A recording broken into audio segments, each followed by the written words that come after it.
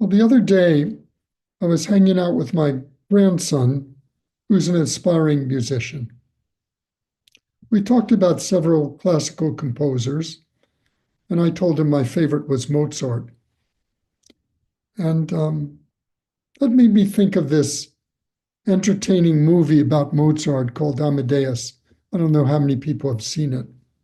Um, it's a movie that recounts Mozart's life. I'm not sure how accurate it is historically, but there's one moment in the movie that was particularly moving and inspiring for me. And really, um, I'd like to talk to you about a little bit tonight. A great deal of the movie revolved around Mozart's relationship with another composer who was in the Viennese court at the same time Mozart was. His name was Antonio Salieri. Um, Now, Salieri was kind of a competitor of Mozart's of sorts. And there was one scene in the movie where Salieri is asked to compose a march. So all the court members are around, and Salieri creates this march, which is really quite nice. And then Mozart, who in the movie is very loud uh, and very forceful, almost to the point of being obnoxious, says, "Oh, that march is really good, but here's how I would do it." And he takes the foundational notes of Salieri's and he adds arpeggios and his little Mozart flourishes. And the piece is like much, much better. It's like incredible piece. Even though the Salieri march was good, this is beyond good. This is just spectacular. And of course, Salieri is totally humiliated at being shown up by Mozart. And someone comes up to him afterwards and says, how does Mozart do this?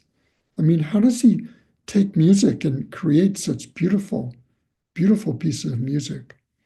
And this is the line I really love. Salieri says, well, here's how he does it. God speaks in Mozart's ear, but God doesn't speak to me.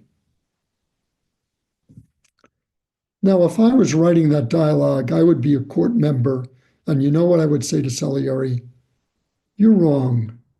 It's not that God speaks to Mozart.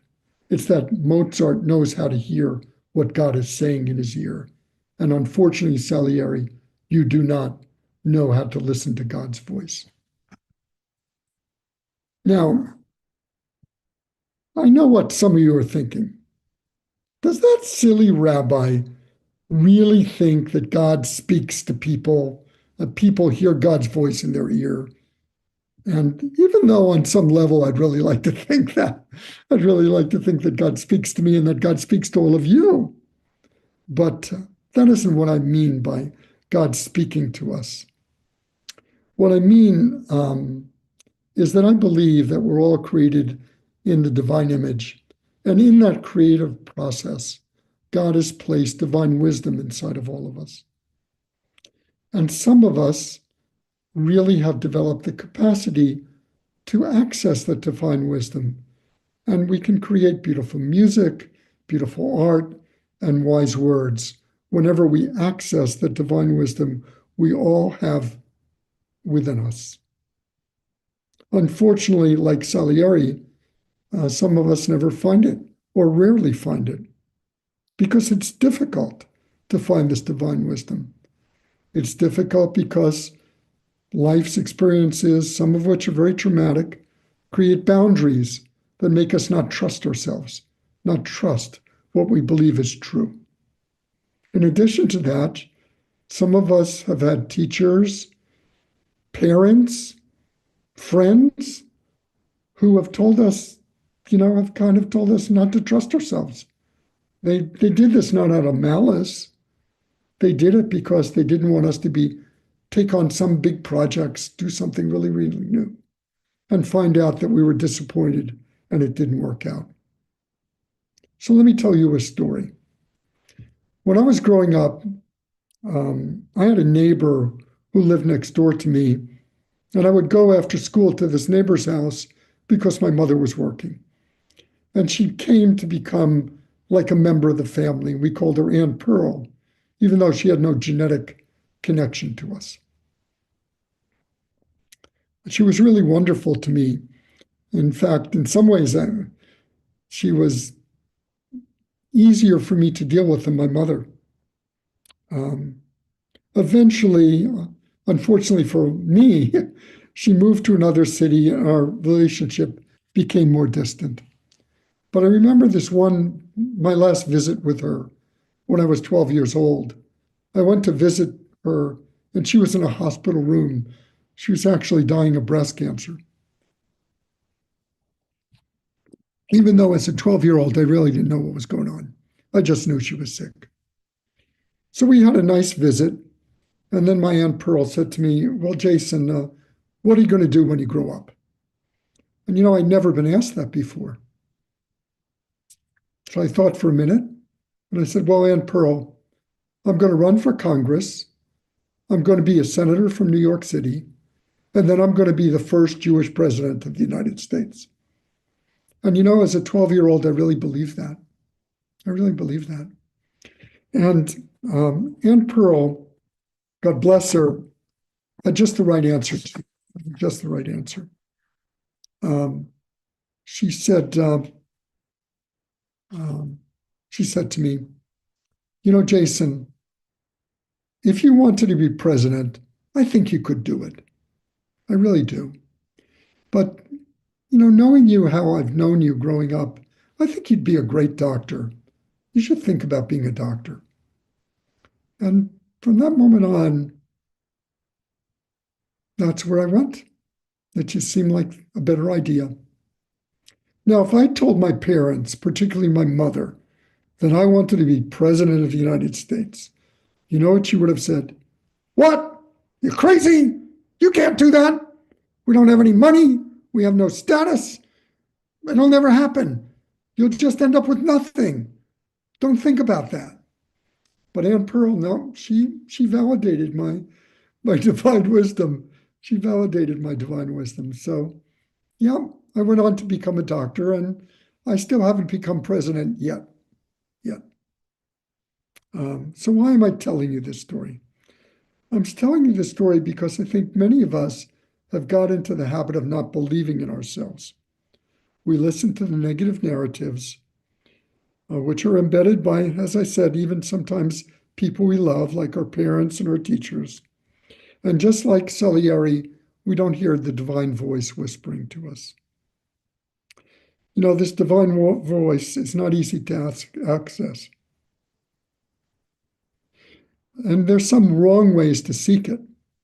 We actually have a leader of our country who finds the wrong way to seek it because he seeks it through greed and a desire for power over others. That way, you never find divine wisdom. You only find divine wisdom if you're seeking to make the world and yourself a better place. That's the key that unlocks that wisdom.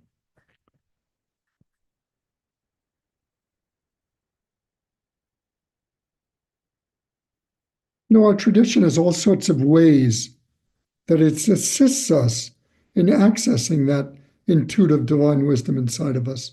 Shabbat's a big one, because on Shabbat we put everything aside, all the noise that's going on in our lives, and we take time to think about who we are and where we're going.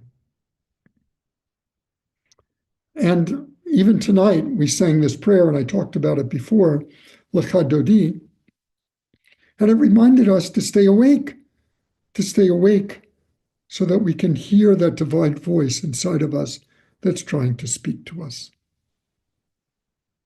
There's one other way we can make the world a better place and use this divine wisdom. We can use it by, instead of discouraging others who are taking on some new project, encourage others.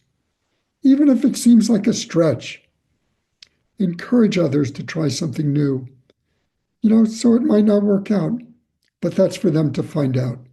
You're there to validate them and stand with them on their journey.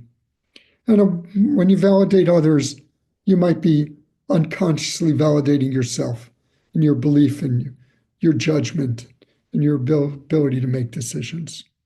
So, my 13-year-old grandson is very involved in music. He plays the trombone, he plays the piano, and he's actually pretty accomplished. Now, maybe he's going to be another Mozart when he grows up. I don't know. How can I possibly know where his journey can be? But I know the one thing I will do is I'll encourage him on this journey. And if he's destined to reach some greatness in his music, I'll be part of the process of inspiring and helping him believe in himself, believe in himself. So this week, take some time to see what that voice is telling you about how you should live your life and what you should do. And who knows, if you listen, you might hear something, and you might hear something that will change your life and change the world. That's my real hope for all of us. Shabbat Shalom.